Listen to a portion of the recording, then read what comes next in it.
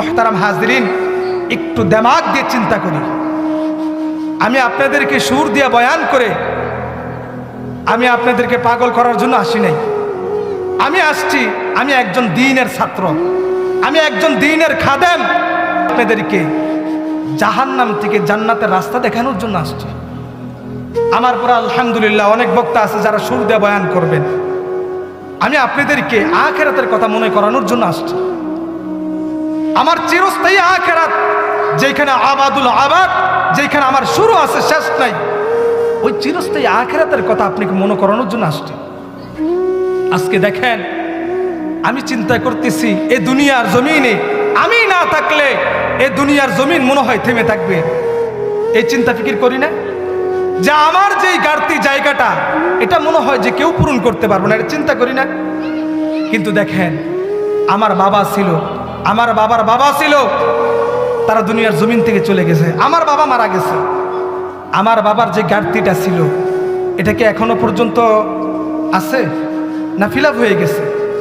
আমার বাবার জায়গা থেকে আমি দায়িত্ব নিতেছি, ঠিক কিনা? ঠিক আমার মৃত্যুর পরে আমার সন্তান দায়িত্ব নিবে। আমি বিহীন দুনিয়া, দুনিয়া দুনিয়ার গতিতে চলতে থাকবে।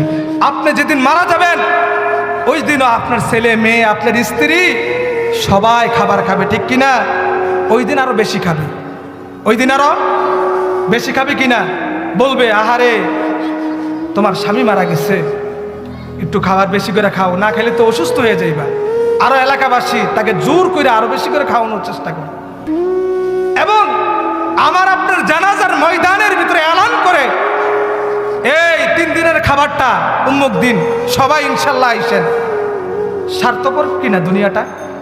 আমার এখনো পর্যন্ত দাফন করে নাই, এখন পর্যন্ত দাফন না করতে আমার 3 দিনের খানাটা কবে হবে এটা জানাজার ময়দানের ভিতরে এলান করে দিছে। দুনিয়া স্বার্থপর না? স্বার্থপর কিনা? কত মানুষ দুর্ঘটনা মারা যাচ্ছে, মারা যাচ্ছে না?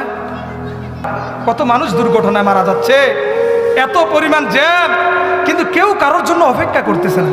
করতেছে? করতেছে না। সবাই এদিক ওদিক করে সাইড কেটে চলে যেতেছে। মুহতারাম হাজরিন, আমি বিহীন